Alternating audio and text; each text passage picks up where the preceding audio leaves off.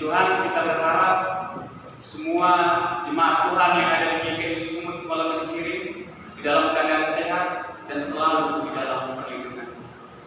Baik, Bapak Ibu yang menjadi tema kita di dalam Minggu 13 Juni 2021 ini adalah berproses untuk bertumbuh, yang didukung oleh nats bacaan kita dalam Injil Markus 4 ayat 26 sampai 34. Bapak Ibu Saudara, mengenai kata bertumbuh, tentu di dalam kehidupan kita pasti kita merasakan, kita mengalami, kita menjalankan proses kehidupan untuk bertumbuh. Mulai dari anak-anak, remaja, dewasa, bahkan sampai ke masa senja. Tentu di dalam kita menjalani pertumbuhan bukan hal yang baik-baik saja yang kita dapat. Tentu kita mengalami bagaimana proses kita dibentuk, pengalaman-pengalaman, pergumulan-pergumulan yang kita lewati. Sudah kita rasakan pahit manisnya di dalam menjalani proses pertumbuhan. Nah, Bapak Ibu Saudara, di dalam kitab Markus 4 ayat 26 sampai 34 ini merupakan sebuah perkataan penyampaian yang disampaikan oleh Tuhan Yesus Kristus kepada jemaat dan juga kepada orang-orang yang mengikuti Dia, dan juga termasuk kepada murid-murid dan juga kepada kita jemaat Tuhan. Bapak Ibu Saudara, di sini yang disampaikan oleh Yesus merupakan pertumbuhan iman, yang dinyatakan. Mengapa saya katakan pertumbuhan iman, Bapak Ibu Saudara? Karena ada seorang teolog yang bernama Howard Marshall yang menuliskan tentang atau menggambarkan bahwa pertumbuhan kerajaan Allah ataupun iman itu dimulai dari hal-hal yang kecil, bukan hal-hal yang besar. Kita bisa melihat di dalam pelayanan Yesus Kristus yang melakukan dari hal-hal yang kecil, mulai dari Dia memanggil murid-muridnya, Dia menyembuhkan orang sakit, Dia memulai mukjizat dengan mengubah air menjadi anggur. Yang Dia lakukan adalah hal-hal yang kecil. Tetapi pada saat itu orang-orang percaya bahwasanya Dia adalah Mesias, orang yang dijanjikan oleh Allah untuk menyelamatkan bangsa Israel dari jajahan Romawi. Ternyata apa yang menjadi pemikiran mereka, apa yang menjadi harapan mereka, apa yang menjadi keinginan mereka itu tidak setara, tidak sesuai dengan apa yang mereka harapkan, sehingga mereka bertanya-tanya, loh, Tuhan Yesus Kristus datang kan untuk menyelamatkan bangsa Israel, Tuhan Yesus datang untuk menyelamatkan kami dari penjajahan bangsa Romawi. Tapi yang dia lakukan kok hal kecil ya? Dia tidak akan menunjukkan perlawanan, dia tidak ada membuat pasukan perang untuk melawan tentara Romawi. Terjadilah pemahaman mereka, para pengikut yang tidak sungguh-sungguh bingung dan bertanya, dan juga para murid pada saat itu juga tidak mengerti, tidak memahami. Tetapi Yesus juga mengajarkannya kepada mereka secara perlahan. Bapak Ibu Saudara, di sini digambarkan bahwasannya orang yang menaklukkan benih di dalam bacaan kita dalam perikop Markus 4 ayat 26 sampai 34 itu ada dua bacaan. Yang pertama tentang perumpamaan mengenai benih yang tumbuh, dan yang kedua perumpamaan mengenai biji sesawi. Di dalam perumpamaan mengenai benih yang tumbuh ini, Yesus melambangkan bahwasannya orang yang menaburkan benih itu melambangkan Yesus Kristus, dan benih yang ditanam itu adalah kerajaan Allah. Jadi apa yang dilakukan Yesus di dalam pelayanannya, Ia sedang membangun kerajaan Allah melalui perbuatan-perbuatan yang kecil. Bapak Ibu Saudara mungkin pernah mendengar kisah dari seorang yang bernama Bunda Teresa. Dia adalah seorang biarawati yang melayani di Kalpuna, India. Dia melakukan hal-hal yang kecil dengan menolong orang yang sakit, menolong orang yang miskin, bahkan sampai membuat tempat untuk menampung mereka, menolong mereka dan melayani mereka. Dan ada satu hal yang saya ingat dari kata-kata dari Bunda Teresa ini. Dia mengatakan, mulailah pekerjaan Tuhan dari hal-hal yang kecil, maka itu akan mendatangkan sukacita. Lalu bagi kita Bapak Ibu Saudara, kita adalah benih yang ditanamkan oleh Allah, yang dipercayakan oleh Allah di dalam iman kita. Apakah di dalam kehidupan kita sudah bertumbuh di dalam iman? Atau malah kita tidak bertumbuh? Terkadang kita bertanya, bagaimana Allah memelihara supaya benih itu tumbuh di dalam keadaan jemaat-jemaat masa ini? Saya mau kasih tahu kepada Bapak Ibu Saudara bahwasannya ada istilah teokrasi, yaitu pemerintahan oleh wakil Allah. Jadi dalam pemahaman gereja-gereja Calvinis termasuk GKI semua, kita meyakini dan mempercayai bahwasannya Allah memakai majelis jemaat, yaitu penatua, pendeta dan diaken, menjadi wakilnya untuk menyatakan firman, mengajarkan kebenaran kepada jemaat-jemaat Tuhan. Inilah Allah memelihara kita melalui perpanjangan tangannya, melalui majelis jemaat Tuhan di tengah-tengah jemaat. Jadi tidak ada alasan kita untuk menyatakan bagaimana Allah menumbuhkan benih, bagaimana Allah menumbuhkan firman dalam kehidupanku pada masa ini. Allah sudah menjawab melalui ibadah yang kita lakukan, melalui persekutuan, komisi wanita, komisi sekolah minggu, komisi pemuda, komisi pria. Itu dinyatakan oleh Allah melalui pelayan-pelayannya, melalui orang-orangnya.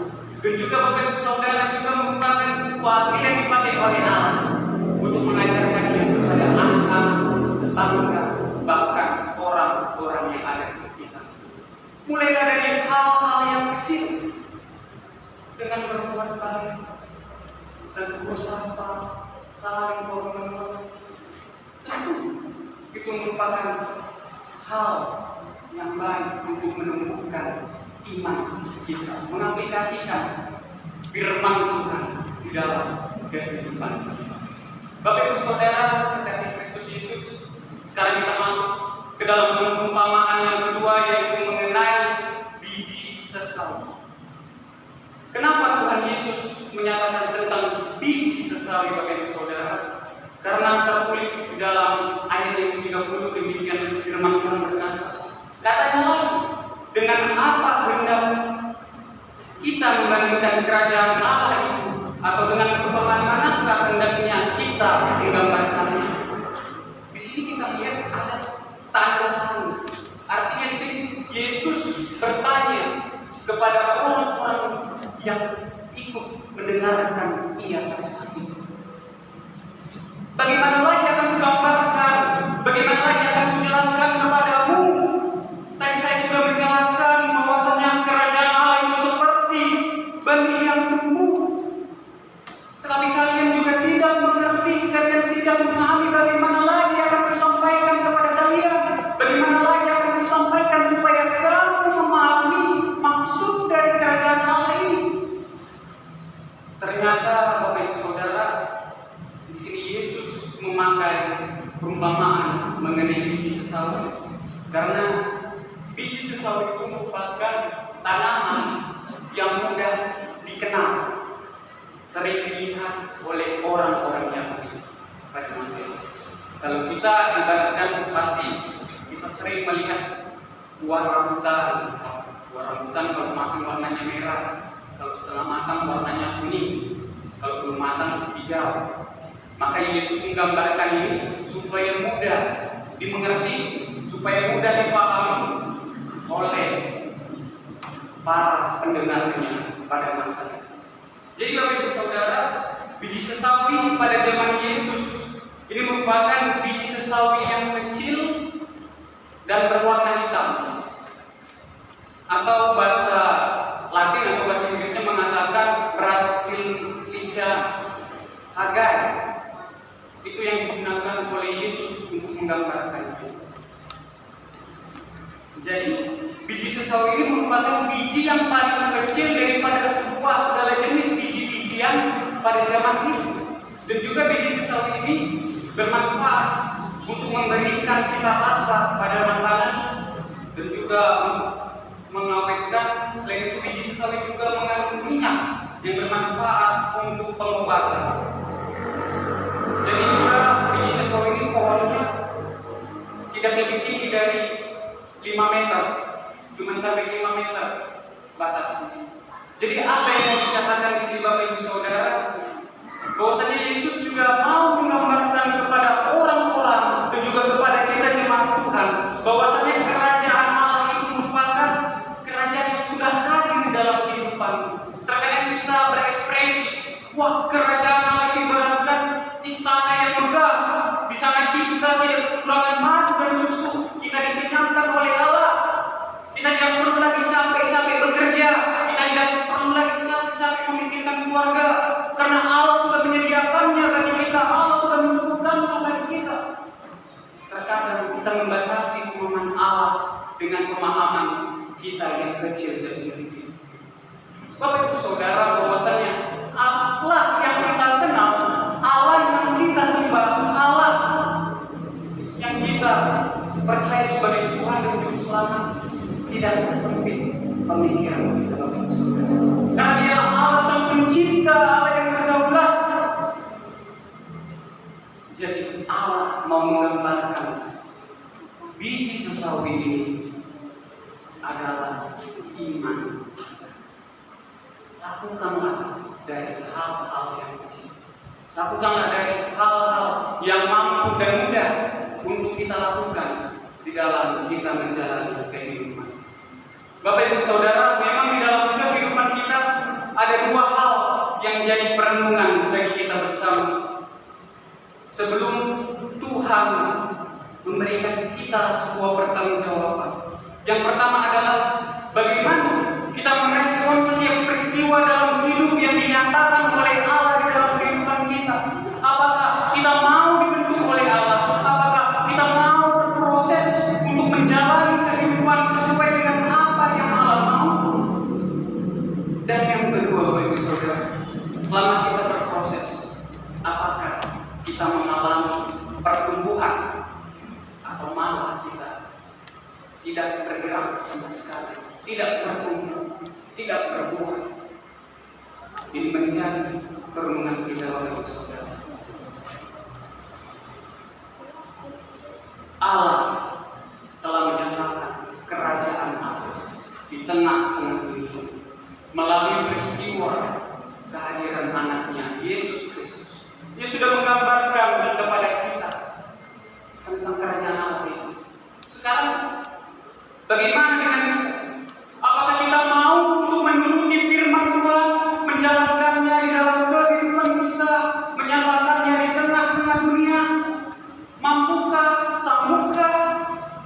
Sebagai orang percaya, Bapak Ibu Saudara, kita memiliki sebuah pengharapan bahwasannya kita akan dimampukan oleh Tuhan di dalam menjalani kehidupan. Tetapi Bapak Ibu Saudara, terkadang di dalam kita menjalani kehidupan kita, seringkali kita mau melakukan hal-hal yang kecil. Hal-hal kecil yang kita lakukan terkadang, nanti kalau aku lakukan yang ini, aku akan mendapatkan sesuatu yang lebih besar. Contohnya adalah di dalam pandemi COVID-19 ini, saya memperhatikan terkhusus kepada kaum ibu-ibu ataupun kaum mama-mama. Di dalam menjalani COVID-19 ini, mereka lebih suka kepada tanaman. Benarnya itu simbolan. Mereka menyirami, merawat supaya tanaman bunga itu menjadi cantik. Kita melakukannya, mengusahakannya,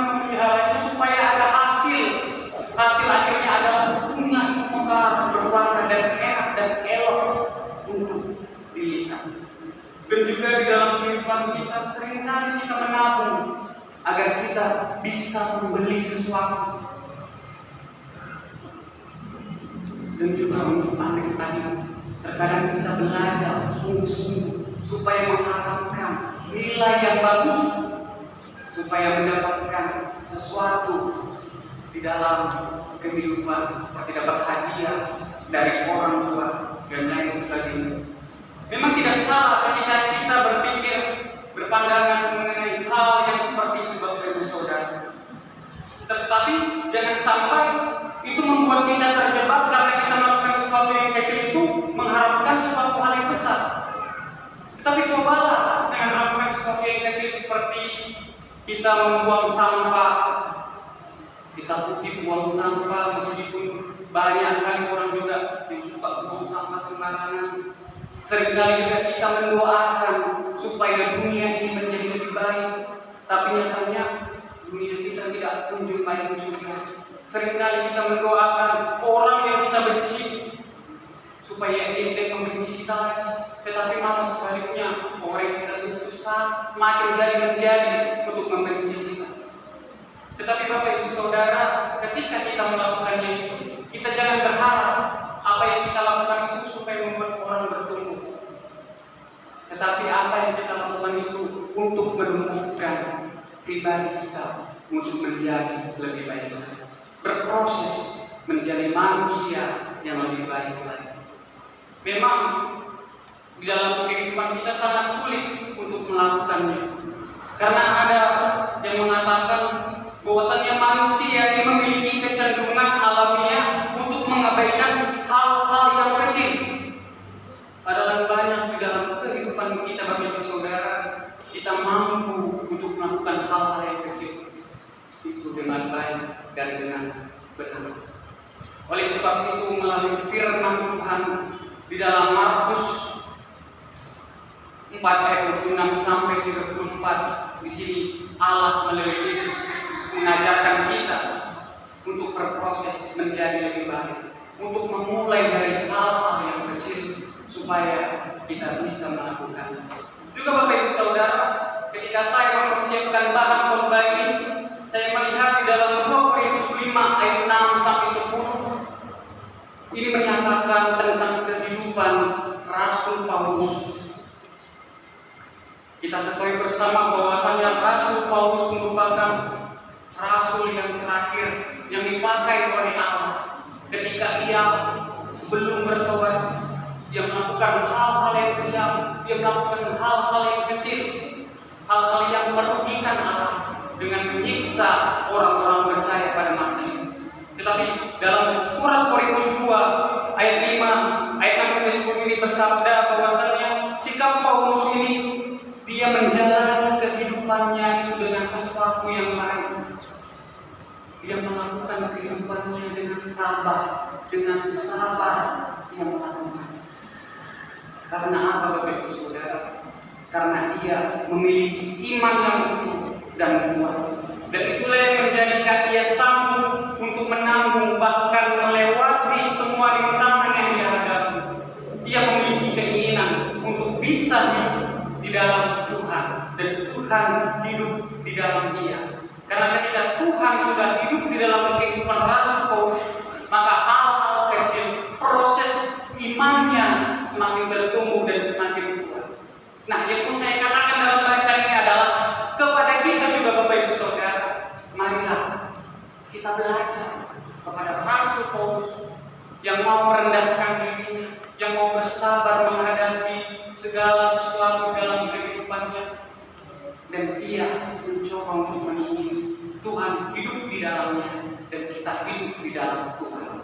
Oleh sebab itu, marilah kita berproses untuk menjadi pribadi yang bertumbuh supaya kita menghasilkan buah yang baik di dalam kita menjalani kehidupan.